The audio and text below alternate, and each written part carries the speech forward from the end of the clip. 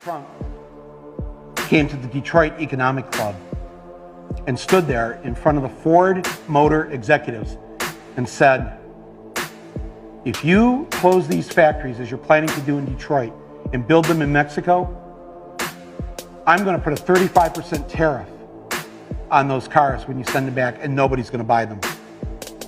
It was an amazing thing to see. No politician, Republican or Democrat, had ever said anything like that to these executives. And it was music to the ears of people in Michigan and Ohio and Pennsylvania and Wisconsin. You live here in Ohio, you know what I'm talking about. Whether Trump means it or not is kind of irrelevant, because he's saying the things to people who are hurting.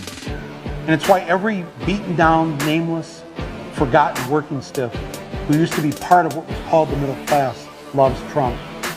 He is the human Molotov cocktail that they've been waiting for. The human hand grenade that they can legally throw into the system that stole their lives from them. And on November 8th, Election Day, although they lost their job, although they've been foreclosed on by the bank, next came the divorce, and now the wife and kids are gone, the car's been repoed, they haven't had a real vacation in years, they're stuck with the shitty Obamacare bronze plan where you can't even get a fucking Percocet. They've essentially lost everything they had, except one thing. The one thing that doesn't cost them a cent and is guaranteed to them by the American Constitution, the right to vote.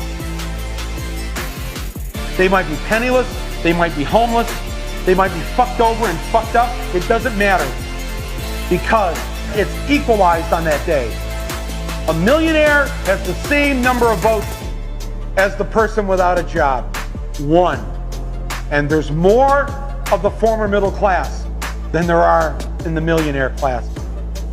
So on November 8th, the dispossessed will walk into the voting booth, be handed a ballot, close the curtain, and take that lever, or felt pen or touchscreen, and put a big fucking X in the box by the name of the man who has threatened to upend and overturn the very system that has ruined their lives.